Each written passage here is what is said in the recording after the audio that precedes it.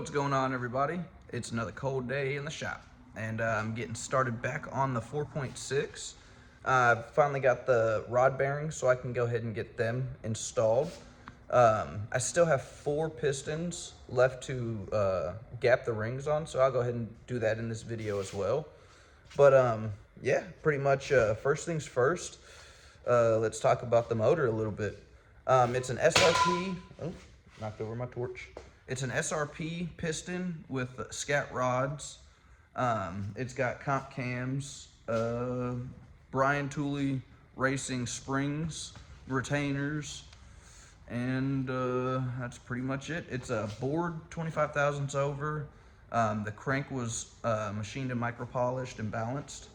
They're 10 thousandths over on the rods, and it's pretty much built to handle about 700-800 horsepower. We'll probably start it off around low 4s, 500s or so, just to kind of get everything worked out, because it is in a F-150. It's a bigger truck. It's a 2-wheel drive. It's not a 4-wheel drive truck. It's going to be a rear mount turbo. I've already got the turbo kit pretty much finished. I made that earlier last year, and it's weird saying last year now that it's 2024. But yeah, I made that the hot side already. I started working on the intercooler piping and the intercooler mounting, and so I've got most of that figured out and already done. But as far as the rest of the build, I still got to do the exhaust. I still have to do the blow-off valve placement, and you know, a couple little goodies like that. But and I still have to build the motor, obviously, and set it in. So let's go ahead and go for the ride.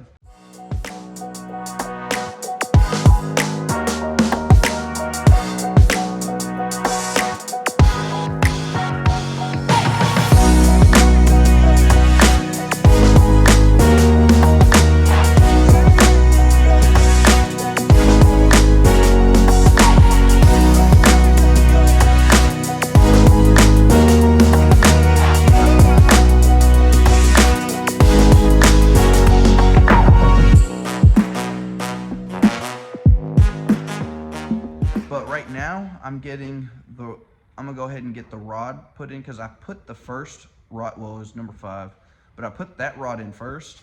And whenever I was getting ready to put the bearings on, I noticed, because I always look at the bearings markings, and it said standards. I was like, oh no, we can't use these ones. So I had to get the 10 thousandths over, and waited on them for a couple of days. Now it is assembly time. So let's go ahead and get started on that. But first, I'm gonna go ahead and give you guys the torque specs on the crank and the side bolts for the crank. So on the crank main bearings, there are 30 foot-pounds of torque, so you snug them up with 30 foot-pounds, and then you go back with a 90-degree turn. So that's the reason why I got the paint marker, just to kind of make sure that I got them turned all, you know, pretty much the same. And with these side bolts, so after you get these ones torqued down, you put these dowels in. You don't want to put the dowels and these bolts in before you torque the main crank bolts down, because it kind of puts it in a bind. It doesn't let it snug and adhere to the block properly. So once you get those bolts down, you kind of push these in there, and then these are 24 foot-pounds with 90 degrees, and these are 30 with 90 degrees. I think I already said that. But yeah, other than that, I mean, you got to make sure that the bearing surface is clean of no debris on the backside, and then put a little bit of engine oil or assembly lube. I use assembly lube on this one. On the front side of the bearing, the top side of the bearing, you want absolutely nothing behind that bearing. Get these ones put on. So yeah, basically first thing you want to do is, like I said, clean up the bottom side of the rod. I'm gonna clean up the crank real quick. You don't really need to see that. It's pretty straightforward. Just take a microfiber towel. I'm gonna go, this one's a little dirty. I'm gonna grab a different one. and I'll be back. Alrighty, so with the bearing all the way clean, you just slide it in there, get it stuck in that little groove, and then push it down. I'm gonna pull this rod up a little bit, just so I don't push it all the way down. Out, plop it on the ground.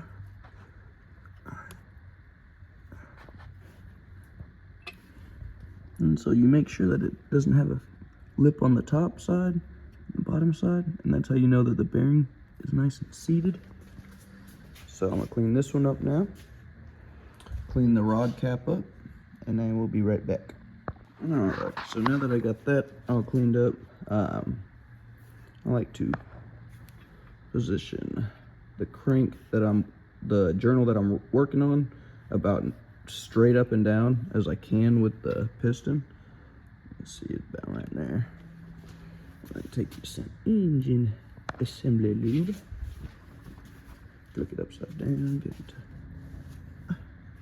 Maybe if it wasn't so cold, wouldn't be acting like molasses.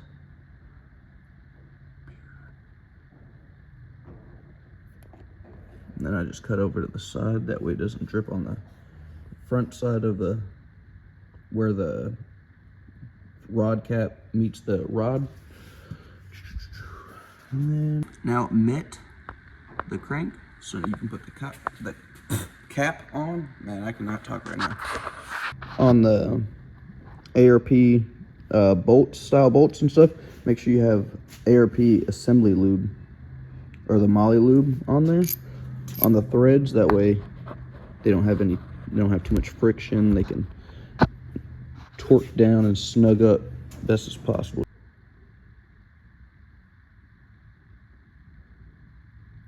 See where it bubbled up. Oh.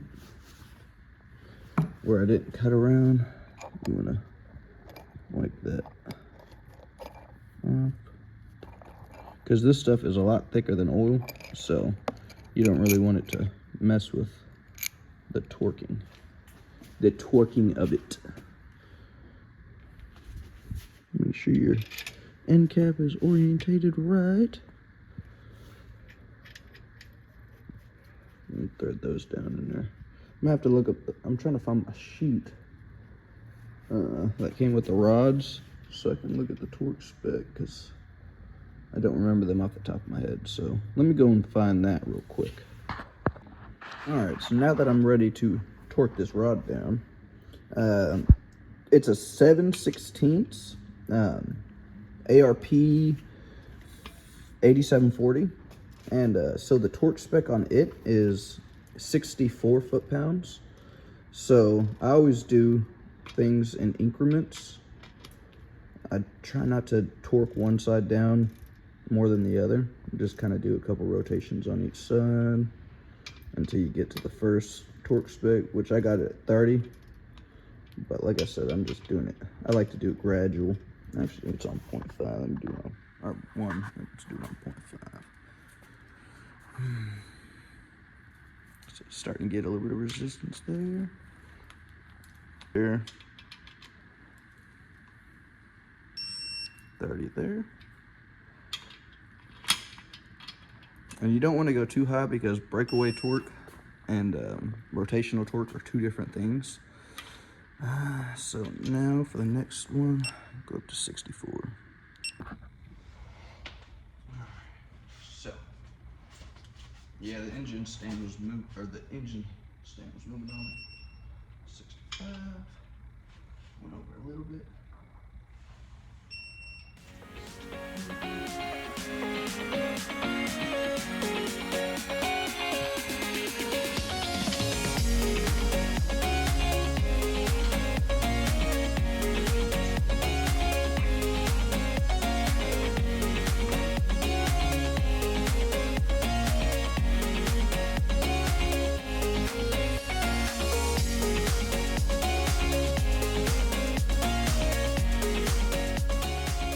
Oh, yep.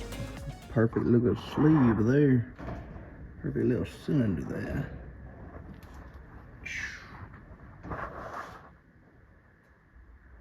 God, I love that sound. You don't want to touch it because anything that's stuck to your hands will stick to that shit. So try to keep it as clean as possible. Alrighty, now that I've got that first piston installed, which is number 5, I'm gonna go ahead and show you guys how to gap the piston rings so we can kind of keep everything in order. The first step is definitely not to install the pistons because I've already gapped those rings, but whenever I was going to install them, that's whenever I found the bearing was wrong. So I stopped there, kind of put everything up, didn't get to the other side. Now I'm gonna go ahead and show you guys how to gap the ring, and then we'll move on to getting the other cylinders together and all that stuff. But we got to keep it in order. So let's do that. Let me go find my grinder and my file, because after you grind the rings, you always want to file it inwards. That way, if there's any type of metal jaggeds, they're on the inside and they're not gonna protrude and scrape and gouge the cylinder walls. So you always want to file them before you put them in. So you grind them to gap them, and then you file them to clean them up. Make sure your fingernail doesn't catch anything.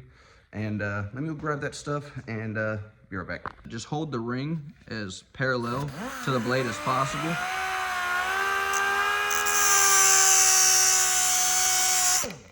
And that way you don't have an uneven ring gap, because nothing is worse than an uneven ring gap. And then take your little file, and then always file inwards in one direction, because you don't want a little shard snagging out and catching a cylinder wall and putting a gouge in it. You can feel it catching on my, or you can hear it catching on my file. Always go one direction, inwards. And then always kind of knock that back, little back end. Make sure nothing's gonna catch with the fingernail. And then, now that it's clean, let's go throw it back in the cylinder. All right, so.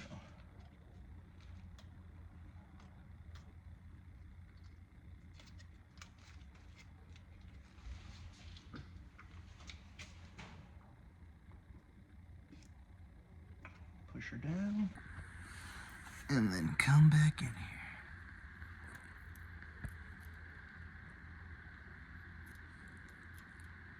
It's almost there. I didn't quite grind it enough. So let me do that one more time.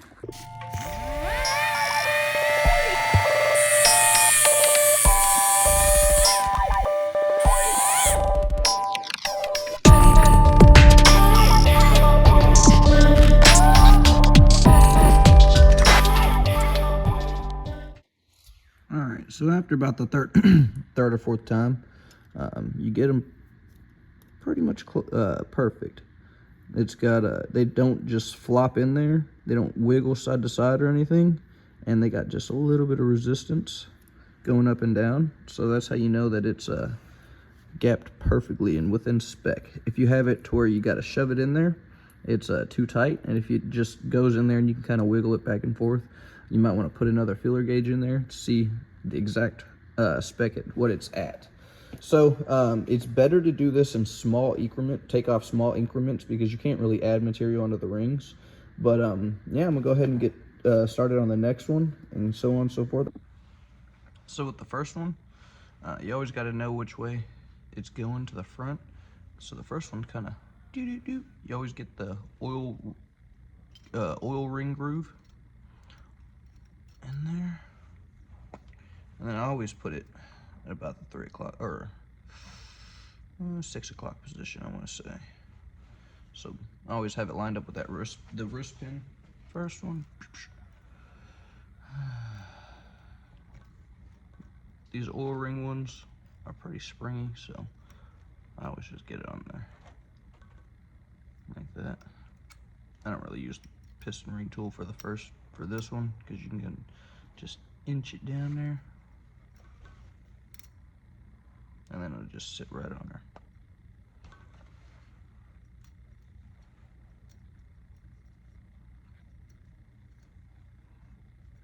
Just be careful not to bend it too much because you don't want to break it.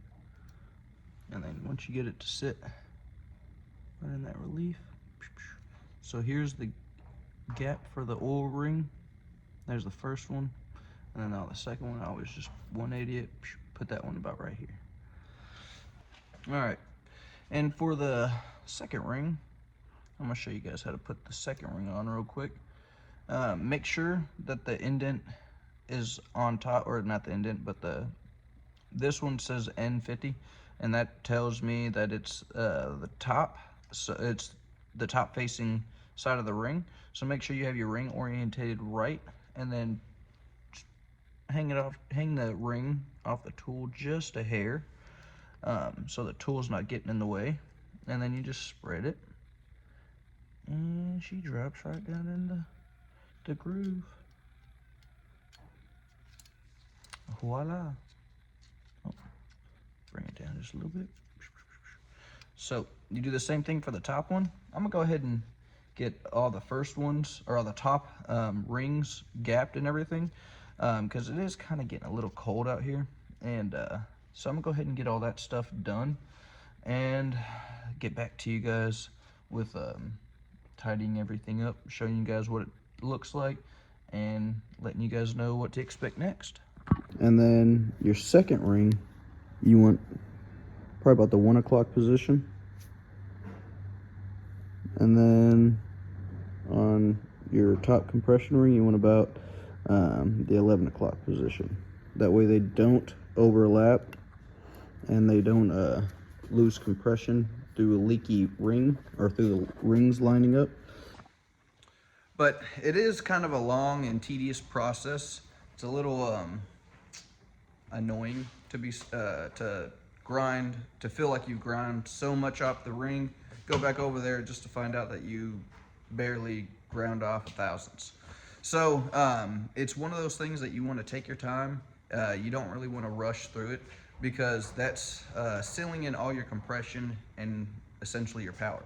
So if you can't hold it, or if it's too tight, if the tolerances are too small, then everybody's gonna know, because that bitch will blow up, you know, pretty soon. So it's very, very detrimental that you get these ring end gaps as accurate as possible, because, you know, that ensures longevity, especially with all the money that you put into these new parts and time and effort. You really want to just go ahead and just take your time when you're assembling it. Don't jump around like a monkey with a wrench and just, whoa, I got it, let's throw it together, because it will have to come back apart. It's very, you know, it's one of those things that you got to enjoy the process. If you don't enjoy the process, then you know, it's just one of those things that's it ends up costing you more in the long run than just doing it right the first time. And but yeah, let me go ahead and throw the rest of these rods and pistons in, throw these last rings on the pistons, and go ahead and torque them down and get that wrapped up, because it's getting kind of cold out here. So make sure your rings are nice and coated. All your oil ring has plenty of it in there, and then you assemble it on the tool. The thing I like about these tools are you pretty much just push it straight in there, get that lip from the piston skirt down, make sure it's orientated to the front, you ain't got it backwards, and then make sure your rod, your crank is where you want it. Set that down so I don't drop it. And then once you get that piston lined up,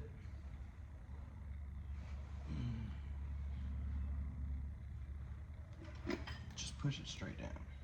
It goes right in. That's the reason why I love that tool.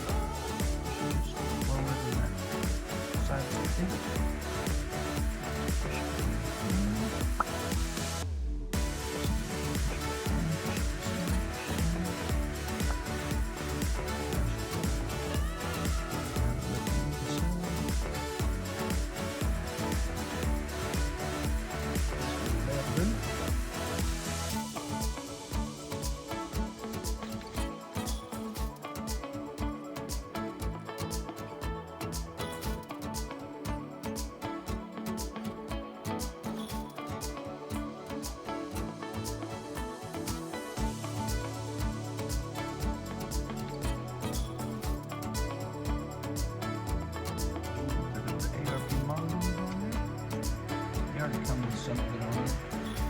But make sure you put it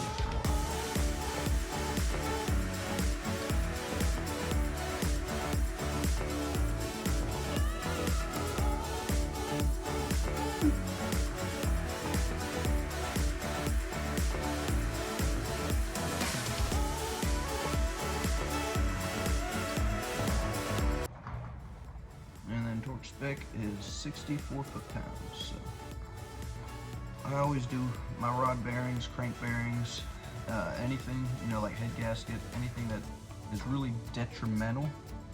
I always do them at 2 stages. It's kind of common practice and to do so that way you don't misalign that cap. Actually, this is 20. So, no, 23 is what I had set up. 24. Now just put this one. 64. 64. Boom. So yep, that's your torque spec. But I reckon this is a good spot to go ahead and end the video. That way not everything is just repetitive again. With that being said, I'm gonna go ahead and make a playlist with this series, with this F-150 rear mount turbo kit series. So everybody can, that wants to get a rear mount turbo kit put on their F-150, they can either buy my kit and see how to put it on, or get ideas on how to make one themselves. But either way, go ahead and hit the like and subscribe and the notification to get on, to stay up to date with it. See you guys.